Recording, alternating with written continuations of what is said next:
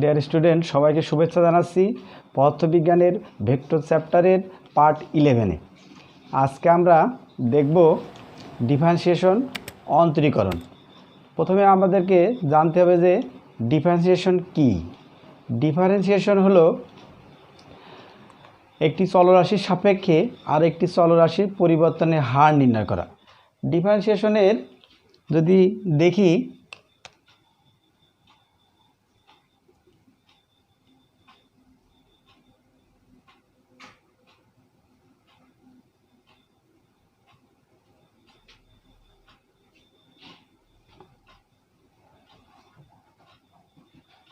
এখানে একটা মেশিন দেখাচ্ছি। এই মেশিনটাকে এই জায়গায় অপারেটর ডিডিএক্স কাকে অপারেট করতেছে? একটা ফাংশনকে, ফাংশন এক্স স্কয়ার ফাংশনকে সে অপারেট করতেছে। ফাংশন করে আমরা যে রেজাল্টটা পাচ্ছি সেটাও একটা ফাংশন, সেটা 2x, এটাও একটা ফাংশন। এই যে পুরো প্রক্রিয়াটা আমাদের, এই পুরো প্রক্রিয়াটাকে বলা হচ্ছে ডিফারেন্সিয়েশন। পুরো প্রক্রিয়াটা ডিফারেন্সিয়েশন। এখানে যেই বস্তুটা আমরা, এখানে যেটাকে আমরা অপারেট করতেছি, এই অপারেটরের নামটা ডেরিভেশন। রেজাল্ট যেটা পাচ্ছি এখানে রেজাল্ট, সেটার নাম ডেরিভেটিভ।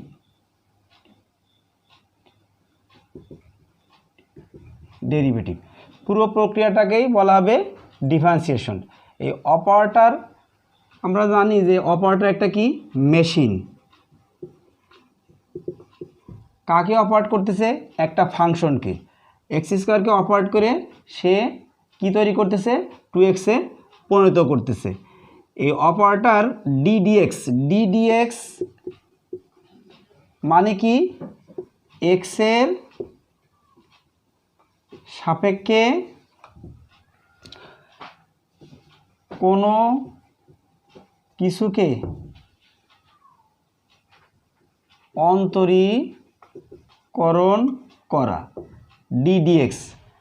এখানে যদি ডিডিওয়াই ব্যবহার করি তাহলে হবে ওয়াইয়ের সাপেক্ষে, ডিডিওয়াই, ওয়াইয়ের সাপেক্ষে কারোর, ওয়াইয়ের সাপেক্ষে কারোর বা কোনো কিছুর, ওয়াইয়ের সাপেক্ষে কারোর অন্তরীকরণ করা। ডিডিএক্স দিলে এক্সের সাপেক্ষে কোনো কিছুর অন্তরীকরণ করা, ডিডিওয়াই দিলে ওয়াইয়ের সাপেক্ষে। এখানে এক্স না দিয়ে যদি আমরা, এখানে যদি এক্স না দিয়ে যদি এম দিতাম তাহলে এমের সাপেক্ষে কোনো কিছুর অন্তরীকরণ করা হতো। যদি এখানে একটা ফুল দিতাম তাহলে লিখতাম কি? ফুলের সাপেক্ষে কারোর অন্তরীকরণ করা। ডিডিএম, এমের সাপেক্ষে কোনো কিছুর অন্তরীকরণ করা।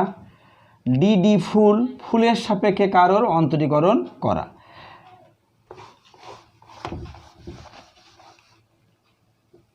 এই মেশিনটাতে একটা ফাংশন দিছি এক্স স্কোয়ার, এবং সেই ফাংশন, এখানে অপারেটর আছে, এই ডেরিভেটিভ। এই অপারেটর একটা মেশিন, সে কি তৈরি করতেছে? এক্স স্কোয়ারের 2x-এ পরিণত করতেছে। এইখানে একটা মেশিনে এই ফাংশনকে, এই মেশিনে আমরা এই মেশিনটাকে ঢেলে দিছি কি? এই মেশিনটাকে ঢালেছি আমরা এক্স স্কোয়ার, একটা ফাংশন, আর রেজাল্ট পাইছি 2x। এই জায়গায় একটা যদি সোনার চেন দেই, সেই চেনটা সে কিসে পরিণত করবে? একটা সোনার খণ্ডে পরিণত করবে। সেই চেনটা একটা কি করবে? সোনার খণ্ডে পরিণত করবে। সেই ধরনের একটা মেশিন। এই অন্তরীকরণের কাজই হলো একটা বড় জিনিসকে ছোট জিনিসে রূপান্তরিত করা, একটা বড় জিনিসকে একটা ক্ষুদ্র জিনিসে রূপান্তর করা, এই অন্তরীকরণের কাজ। তাহলে অন্তরীকরণ একটা মেশিন, সেই মেশিন কি করতেছে? সে এক্স স্কোয়ার একটা ফাংশনকে 2x-এ পরিণত করতেছে। এই এক্স স্কোয়ার যে ফাংশনটা, সেটা যদি আমরা দেখি তাহলে এটা একটা অধবৃত্তের, এটা একটা অধিবৃত্ত, এটা একটা অধিবৃত্ত। এরকম একটা গ্রাফটাকে সে কীরকম গ্রাফে পরিণত করতেছে, এরকম একটা সরলরেখার গ্রাফে পরিণত করতেছে। আমরা দিচ্ছি একটা অধিবৃত্ত, পেয়ে যাচ্ছি একটা সরল রেখা। অধিবৃত্ত এখান থেকে ঢেলে দিছি, এই ফাংশন অপারেটর সেই অধিবৃত্তটাকে একটা সরল রেখায় পরিণত করেছে। Y equal to x square পরিণত হচ্ছে ওয়াই ইজিক্যাল টু 2x। তাহলে এইখানে এই মেশিনের কাজ হলো একটা আমরা অধিবৃত্ত দিচ্ছি এখানে, আর সে পরিণত করতেছে একটা সরল রেখায়। পুরো যে সিস্টেমটা, এই সিস্টেমটা মেশিনের সিস্টেমটাকে বলা হবে কি ডিফারেন্সিয়েশন। যে জিনিসটাকে আমরা এখানে যে অপারেট করতেছে তার নাম হলো ডেরিভেশন, আর ডেরিভেশনের ফলে যে রেজাল্টটা পাচ্ছি সেটাকে বলা হবে ডেরিভেটিভ, যেটাকে অবকলন গুণাঙ্ক বলা হয়। অবকলন গুণাঙ্ক, ডেরিভেটিভটার বাংলা নাম হলো অবকলন গুণাঙ্ক।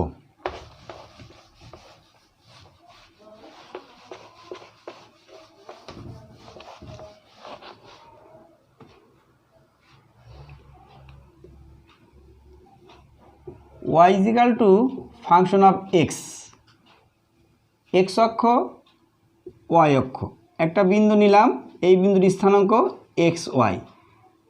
তাহলে এদিকে এতটুকু যদি যাই তাহলে পাবো কি x, আর এতটুকু যদি যাই তাহলে পাবো y। এই y2কে আমরা লিখতে পারি ফাংশন অফ x, yও লিখতে পারি, y-এর পরিবর্তে লিখতে পারি y is equal to function of x। তেমনি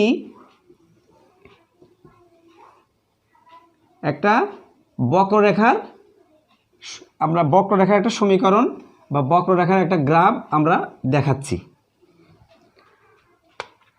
বক্ররেখার দুইটা পয়েন্ট নিলাম, একটা পয়েন্ট এখানে, একটা পয়েন্ট এইখানে, এই আরটা হলো এই, এতটুকু x আর এতটুকু h, তাহলে এতটুকু x প্লাস h।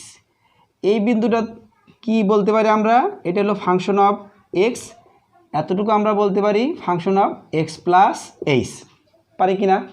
এতটুকু x আর এই পুরোটুকু function of x plus h।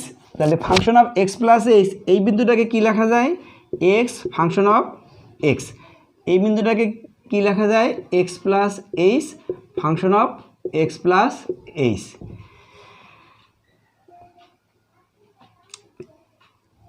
এই বিন্দুটুকু কতটুকু আমাদের function of x plus h minus function of x, এতটুকু। আর এতটুকু কত, এতটুকু এক্স প্লাস এইচ থেকে আমরা এক্স বাদ দিলে এতটুকু পাবো, তাহলে এতটুকু আমাদের বুঝতে পারছি এইচ। এখন এই বক্ররেখার ঢাল বের করতে গেলে আমাদের এই দুটো বিন্দু খুব কাছাকাছি আনতে হবে।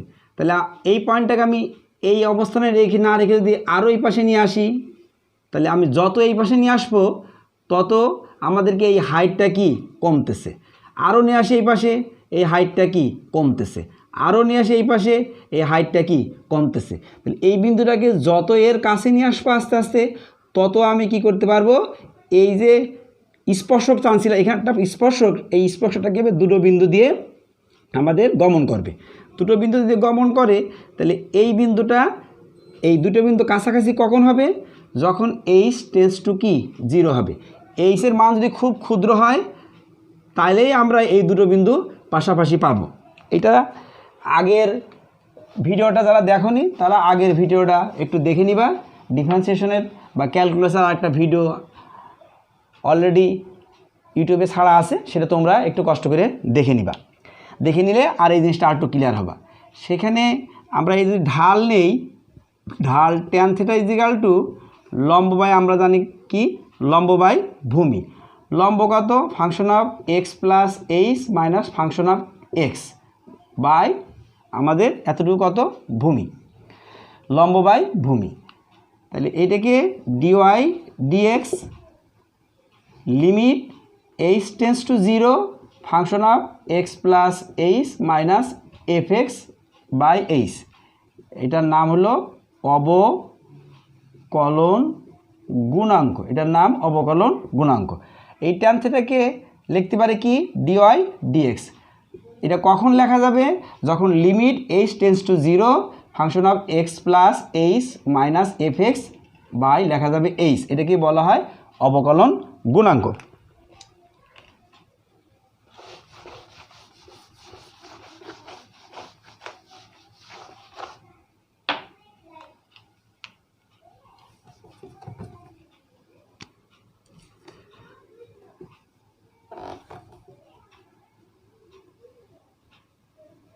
y is equal to function of x xn, y is equal to function of x xn এর সূত্র আমাদেরকে দিয়ে দেওয়া হয়েছে যে n x n minus 1। এটা আমি মূল নিয়মে এখন তোমাদেরকে প্রমাণ করে দেখাবো যে x is n, এই x to the n is equal to nx n minus 1 কীভাবে হয়। মূল নিয়মে অন্তর্গণ করতে গেলে function of x is equal to the xn হয় function of x plus h is equal to x plus h x to the power n,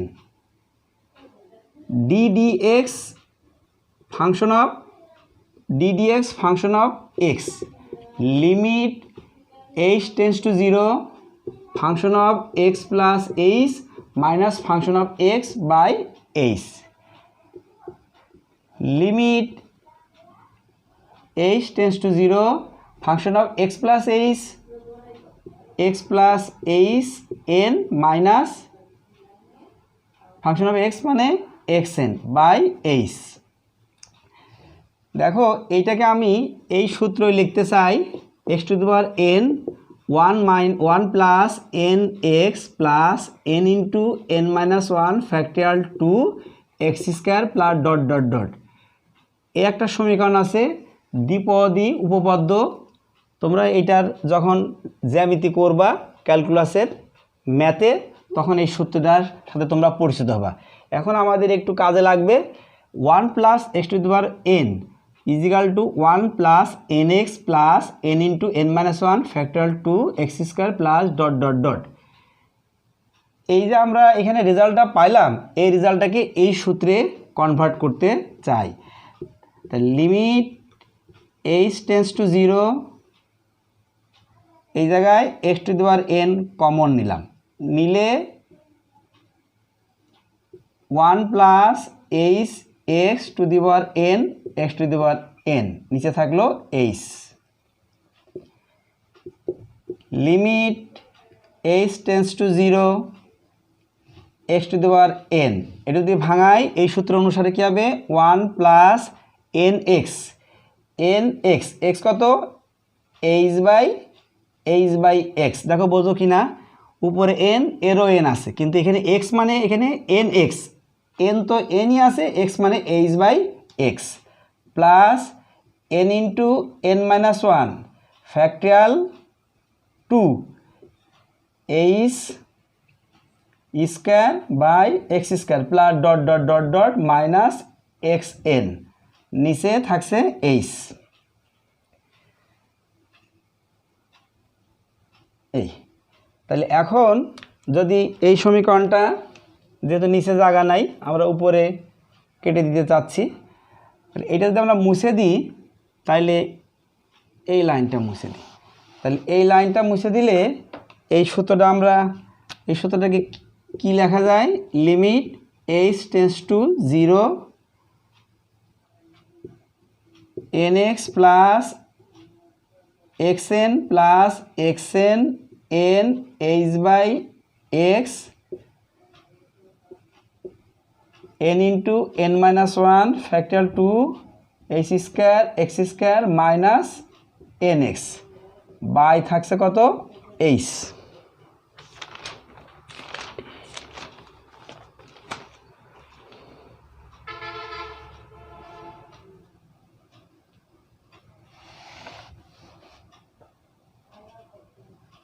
x to the power n x to the power n cancel হয়ে গেল, limit h tends to 0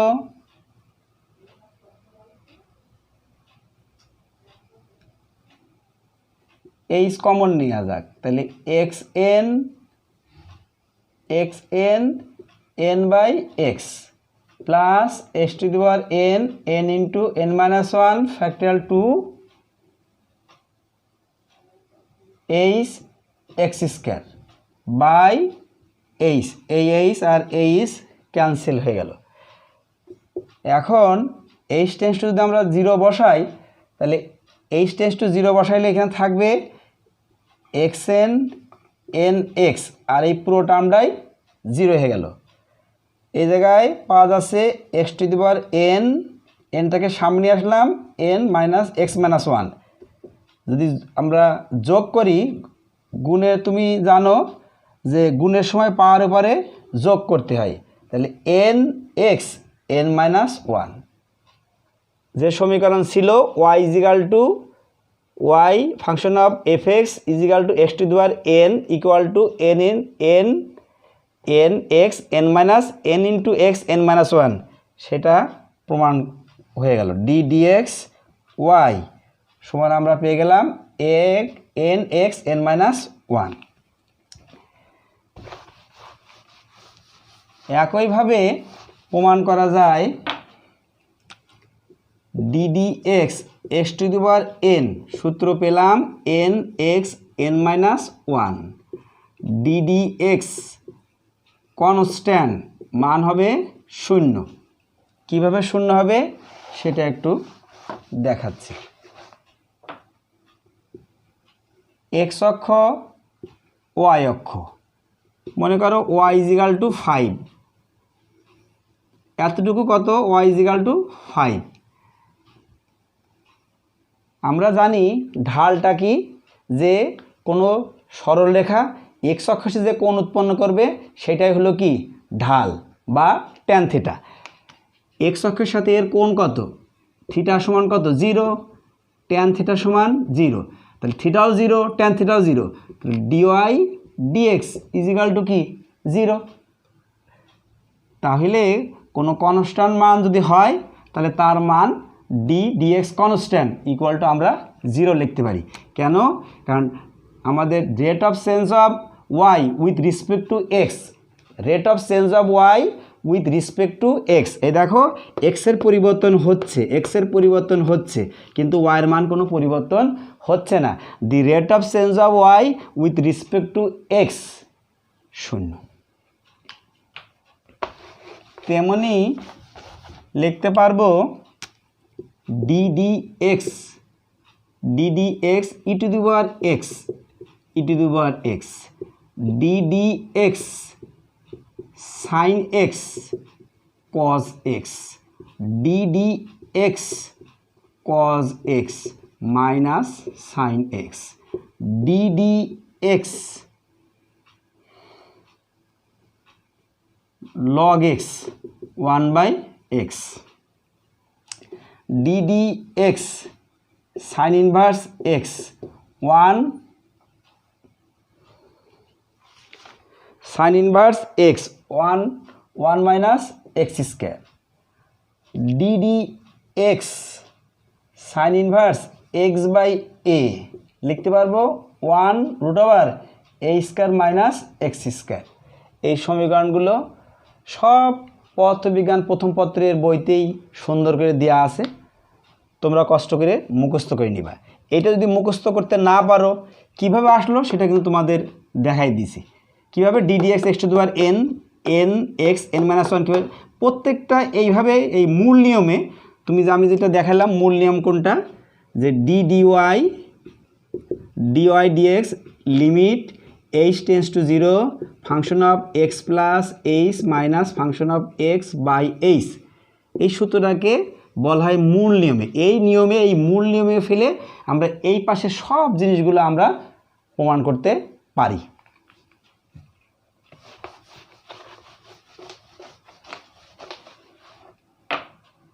যেমন আমরা একটা machine, তোমাদের একটা machine দেখাইছিলাম ddx x square, এই মেশিনটা 2x হয়েছিল। কীভাবে হলো?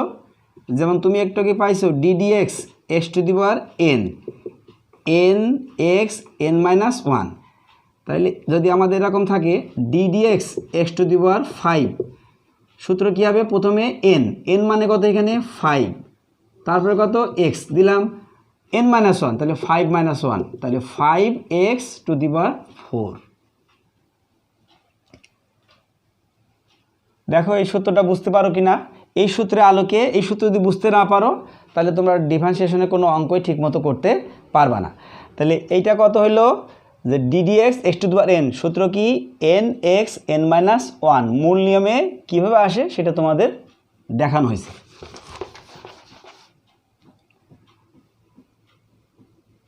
যদি দুইটা ফাংশন যোগ আকারে থাকে ddx uv, তাহলে ddx u plus ddx v, দুইটা ফাংশন বিয়োগ আকারে থাকে uv, ddx u minus ddx v। একটা সমীকরণ আছে, মনে করো s = 5 + 4 5 + 5 t² 5 + 5t 5t² 5t³। এটা তোমাকে বলতে পারে যে 2 সেকেন্ড পরে একটা বস্তু এই সমীকরণ অনুযায়ী চলতেছে, 2 সেকেন্ড পরে তার বেগ বের করো। 2 সেকেন্ড পরে বেগ বের করতে হলে আমরা কি করব? এই যে সমীকরণটা এটা ডিফারেন্সিয়েট করব উইথ রেসপেক্ট টু কি টি এর সাপেক্ষে ডিফারেন্সিয়েট করব। কারণ আগেই বলেছি যে ডিটিটা কি রেট অফ চেঞ্জ অফ ডিসপ্লেসমেন্টটাকে কতটুকু পরিবর্তন হচ্ছে সময়ের সাপেক্ষে, সেটাই কিন্তু ডিএস ডিটি। এই ds/dt থেকে আমরা পাই বেগ কি ভি, ds/dt মানে ভি। তাহলে এই পাশে ddt লিখব 5 + 5t + 5t² + 5t³। তোমাকে বলা হয়েছে 2 সেকেন্ড পরে বেগ কত, তাহলে এখানে কিন্তু বসাই দেওয়া যাবে না টি এর মান। কেন? এই জায়গায় কিন্তু এটা আছে স্মরণের মান, স্মরণের মানের জায়গায় তো আর বেগের মান বসানো যাবে না, তোমাকে আগে এই সমীকরণটাকে বেগে পরিণত করতে হবে। তাহলে এটা যে আমরা ক্যালকুলেশন করি, প্রথমে হবে 0, এটা ক্যালকুলেশন করলে পাবা 5 প্লাস কত 1, এটা করলে কত হবে 5 × 2 × t2 - 1, এটা ক্যালকুলেশন করলে কত হবে 5 × 3 × t3 - 1। একটু আগে এই সূত্র তোমাদেরকে আমি দেখাইছি, ddx x⁴n, সূত্র হবে nx n-1। এটা কেন সূত্র? কেন এটা কেন শূন্য হলো কনস্ট্যান্ট, আর এর উপরে কিছু নেই মানে কি 1 আছে, তাহলে 1t 1 - 1, তাহলে এই জায়গায় থাকবে 5 5 × 2 = 10 t 15t²। তাহলে বেগ সমান তুমি পেয়ে গেলা 5 + 10t + 15t²। এখন তুমি এই টি এর মান 2 সেকেন্ড বসাই দাও। কিন্তু তোমাকে যদি পরীক্ষায় বলে যে 2 সেকেন্ড পর ত্বরণ বের করো, তাহলে এই বেগটাকে তোমাকে আবার সময়ের সাপেক্ষে ডিফারেন্সিয়েট করতে হবে। আমরা তখন করব কি যে এই ভিকে সময়ের সাপেক্ষে ডিফারেন্সিয়েট করব, dv/dt 5 10t 15t²।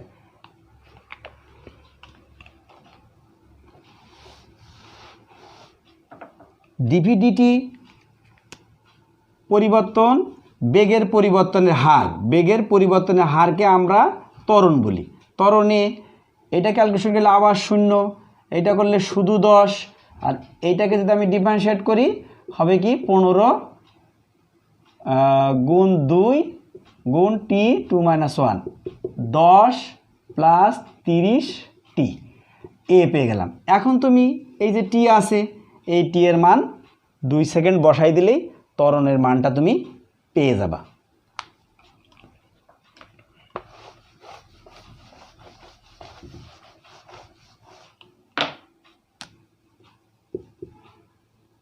ddx uv গুণ আকারে থাকলে ইউকে রেখে ভিকে অপারেট করতে হবে, পরে ভিকে রেখে ইউকে অপারেট করতে হবে। ddx u/v ভাগ আকারে যে থাকে, তাহলে সূত্রকে v² v du dx minus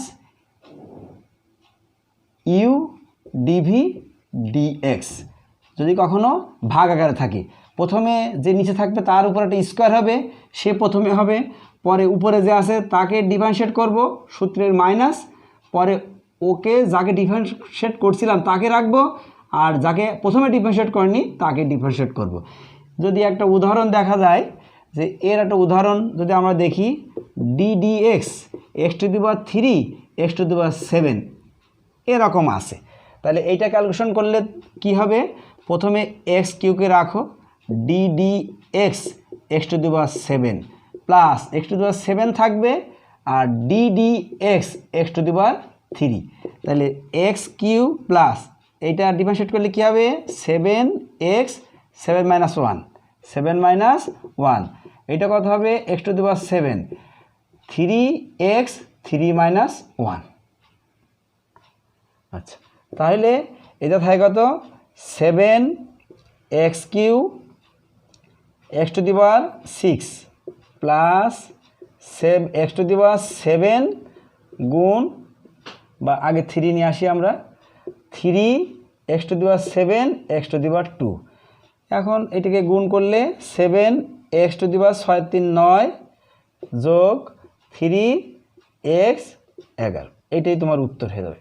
যে এইভাবে ভাগের আকারে থাকে, যদি উপরে থাকে x to the power 7 x to the power 3, তাহলে একই রকমভাবে ক্যালকুলেশন করতে হবে, সূত্র আমাদের এইটাই, তাহলে সূত্র কী হবে, ভি স্কোয়ার, তাহলে x3 তার স্কোয়ার, x3 এখানে রাখবা, d d x x to the power 7 minus, সূত্রে মাইনাস আছে, তাহলে এক্স টু দি পাওয়ার 7 এখানে থাকবে, d d x x to the power 3 হবে। এটা এখন তুমি ক্যালকুলেশন করতে পারবা, ক্যালকুলেশন করলে উত্তরটা পেয়ে যাবা।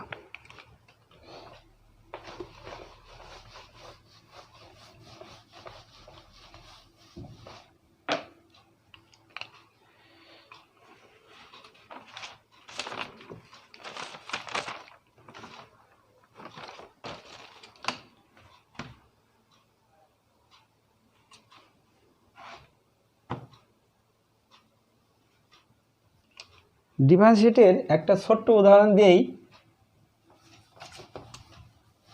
আজকে শেষ করব। ছোট্ট উদাহরণটা হলো, একটা গাড়ি মনে করো ঢাকা থেকে সিলেটে যাচ্ছে, ঢাকা থেকে সিলেট গাড়ি যাচ্ছে, ঢাকা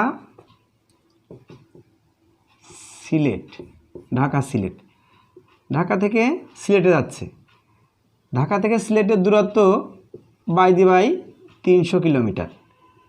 যে পরিবহনে যাচ্ছ তার নাম green line, green line, green line পরিবহনে যাচ্ছ, ঢাকা থেকে সিলেটে গিয়ে গ্রিন লাইন তুমি যাচ্ছ, ঢাকা থেকে সিলেটের দূরত্ব ধরা হলো মোটামুটি 300 কিলোমিটার, যেতে তোমার সময় লাগছে, যে 300 কিলোমিটার সময় সিলেটে গিয়ে পৌঁছাইলা 6 ঘন্টায়, 6 ঘন্টায় গিয়ে পৌঁছালা। তো এইখানে আমাদের দূরত্ব বের করতে গেলে, বা যদি গড় বেগ বের করতে চাই, তাহলে একটা প্রসঙ্গ কাঠামো লাগবে।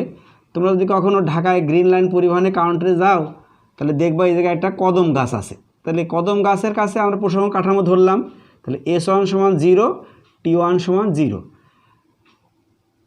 S2 সমান 300 কিলোমিটার, আর T2 সমান 6 আওয়ার। এখন তোমাকে যদি বলি যে তোমার কতক্ষণ লেগেছে, বা গাড়িটা কত কিলোমিটার বেগে সিলেটে গিয়ে পৌঁছাইছে, তার বেগ কত ছিল, তখন তুমি কি করবা, বেগ equal to 300/6, 5×6 30, 50 kilometre per hour.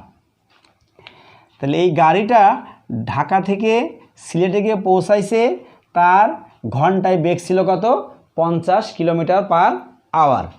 কিন্তু আসলে এই কথাটা, এই যে আমি এটা বের করলাম, এটা কিন্তু তার গড় বেগ বের করলাম, কিন্তু সে সব জায়গায় কিন্তু 50 কিলোমিটার পার আওয়ার বেগে যায়নি।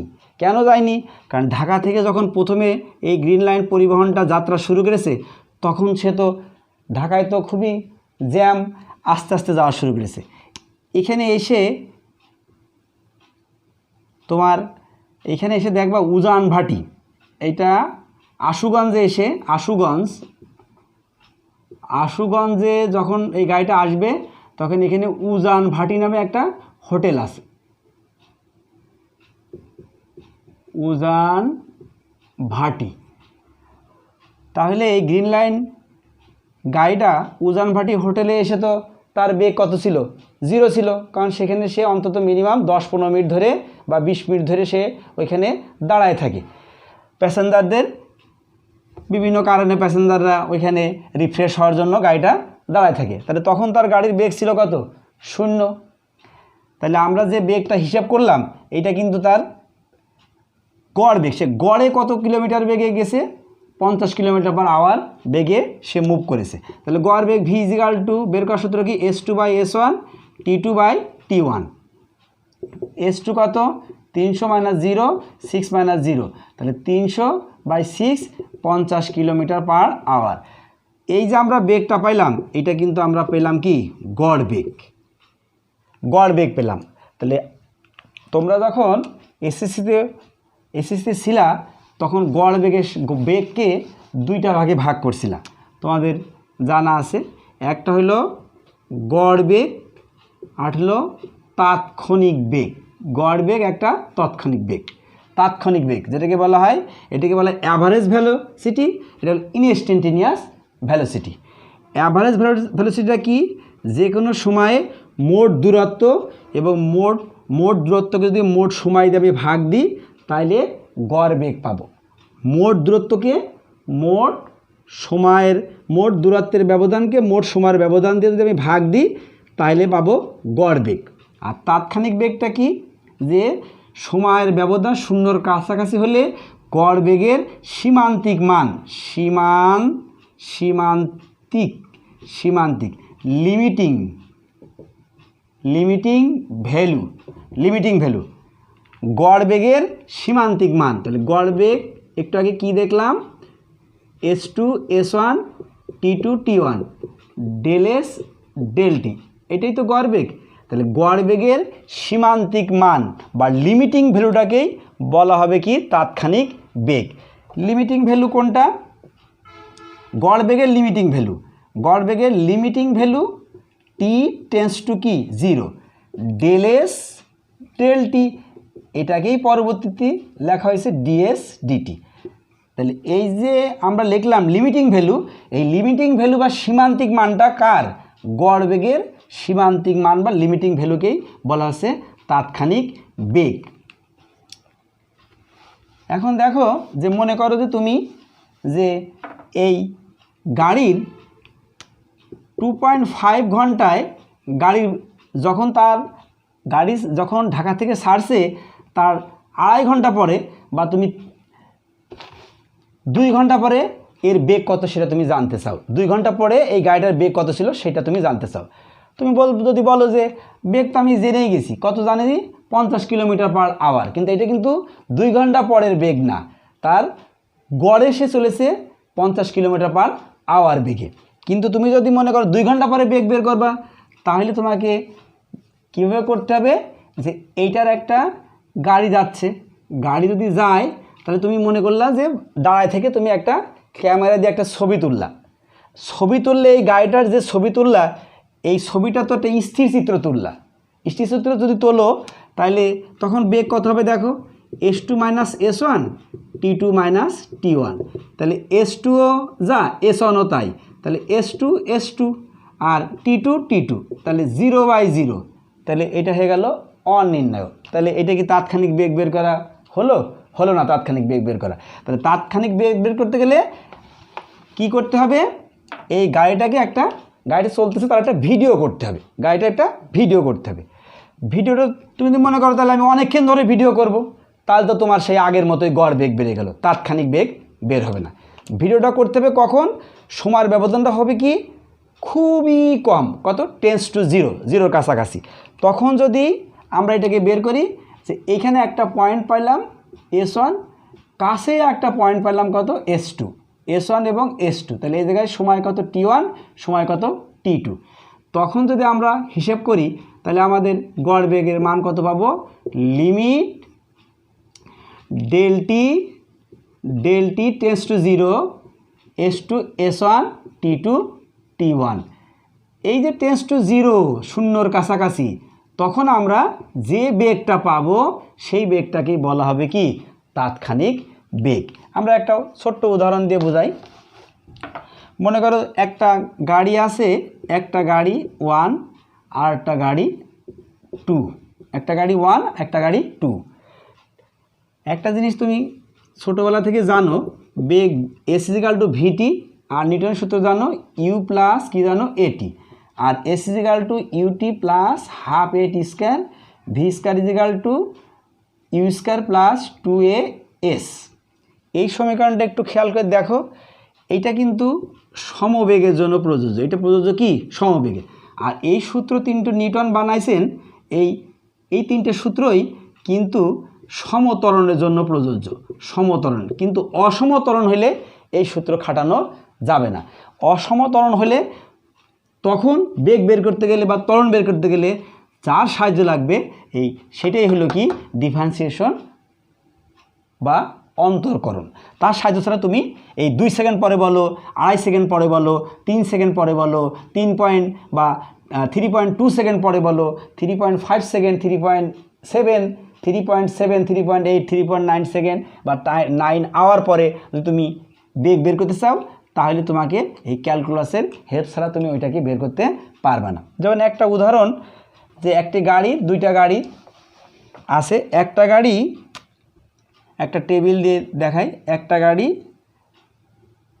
এখানে টাইম s, সময় যখন প্রথমে সময় 0, দূরত্ব 0, 1 সেকেন্ড 2 মিটার গেল, 2 সেকেন্ডে 4 মিটার গেল, 3 সেকেন্ডে 6 মিটার গেল, 60 সেকেন্ডে 8 মিটার গেল। আমরা কোন সূত্র ফলো করছি? s = 2t। এই সূত্রটাকে ফলো করে এই গ্রাফটা, এই টেবিলটা আমরা আঁকাইছি। তুমি যে কোনো দুইটা ব্যবধান নাও, মনে করো এই দুটো নিবা, এই দুটো ব্যবধান নিয়ে বেগ বের করবা, গড় বেগ। v = 4 - 2 2 - 1 অবশ্যই হবে কি 2 মিটার পার সেকেন্ড। এখানে যে কোনো দুইটা সময়ের ব্যবধান নিয়ে, দূরত্বের ব্যবধান নিয়ে তুমি ক্যালকুলেশন করলেই অবশ্যই পাবা 2। এইটা আর এইটা নিয়ে করো, দেখো তা হয় কি না। গড় বেগ এইটা আর এইটা, তাহলে 8 - 2 4 - 1, তাহলে উপরে থাকছে কত 6, নিচে থাকছে 3। দেখো কত পাচ্ছ 2 মিটার পার সেকেন্ড। তাহলে বেগ কত পাইলা 2 মিটার পার সেকেন্ড। এখানেও বেগ কত পাইলা 2। যদি এইটা নিয়ে করো, তাও তুমি বেগ যে কোনো দুইটা সময়ের পার্থক্য এবং দূরত্বের পার্থক্যকে দুইটা সময়ের পার্থক্য দিয়ে যদি ভাগ দাও, তাহলে তুমি অবশ্যই বেগ পাবা কি 2 মিটার পার সেকেন্ড। কেন পাবা? s = কি vt। s = vt যদি গ্রাফ করি, তাহলে অবশ্যই তোমরা জানো কি এটা মূলবিন্দুগামী একটা সরলরেখা হবে। এদিকে t, এদিকে s। যেহেতু মূলবিন্দুগামী সরলরেখা, তাহলে যে কোনো বিন্দুতে ঢাল অবশ্যই কি হবে, তার এই বিন্দুতে থিটা, এই থিটা, এই থিটা, এই থিটা, সব জায়গায় ঢাল তার সমান। তাহলে ঢাল যেহেতু সমান, তাহলে বেগও সব জায়গায় কী হবে সমান হবে। তাহলে s = vt, এই সূত্র দিয়ে আমি জ্যামিতিক বীজগণিতিক পদ্ধতি বের করে দেখলাম, তার গড় বেগ কত সবসময় 2।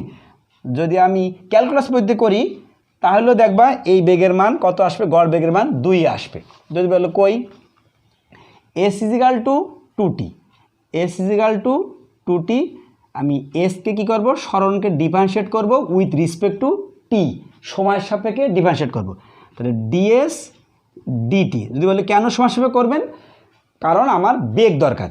বেগটা কি? রেট অফ চেঞ্জ অফ সরণ with respect to t, rate of change of displacement with respect to t, এটাই হলো কি ভ্যালোসিটি।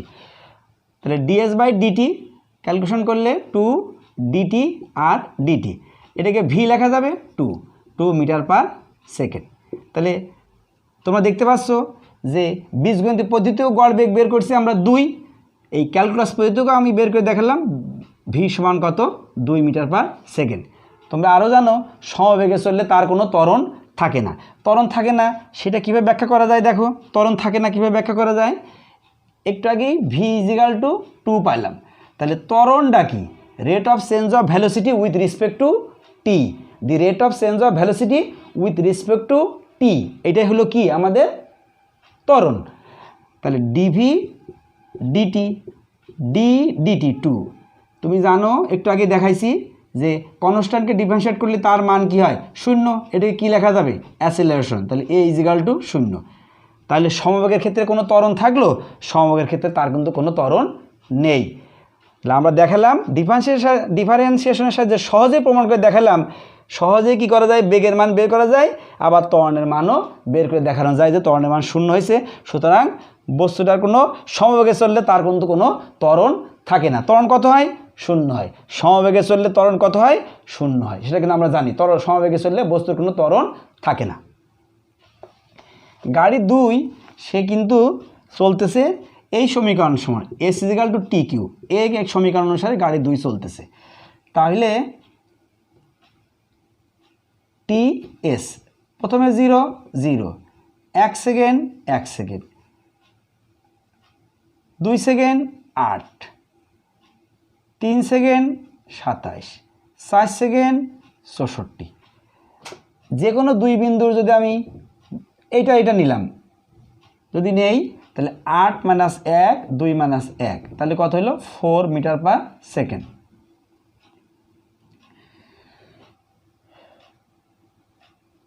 এটা নেই যদি ভি ইজিক্যাল টু 64 - 27 আর নিচে থাকে 1, 64 - 27 যদি 1 করি তাহলে এর মান আসে কত দেখা যাক, 64 - 27 তাহলে এর মান আসে কত 37 মিটার পার সেকেন্ড।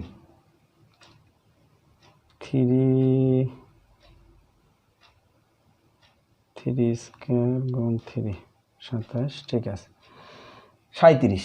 আবার তুমি এইটা যদি করো তাহলে কত আসে, ভি ইজিক্যাল টু 64 - 0 4 - 0, তাহলে 4 এত মিটার। তাহলে তুমি দেখতে পাচ্ছ যে কোনো জায়গায় বেগ সমান নাই, এই জায়গা হয়েছে 4, এই জায়গা হয়েছে 37, এই জায়গা হয়েছে কত 16। এমনিও আমরা জানি যে বেগ তার সমান হবে না। কিভাবে জানি,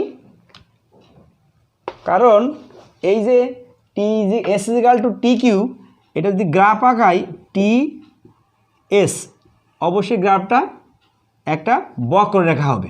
তাহলে বক্ররেখার তো প্রত্যেকটা বিন্দুর ঢাল সমান না, যেহেতু ঢাল সমান না তাহলে অবশ্যই তার ত্বরণের মানও কি হবে না সেম হবে না।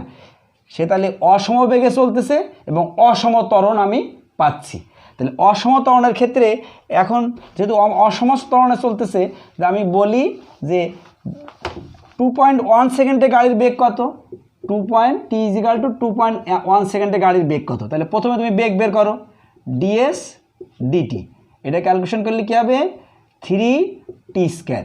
এই ডিএস ডিটি মানে কি ভি সমান 3t স্কয়ার, তাহলে 3t স্কয়ার মানে 2.1 তার স্কয়ার, ক্যালকুলেশন করো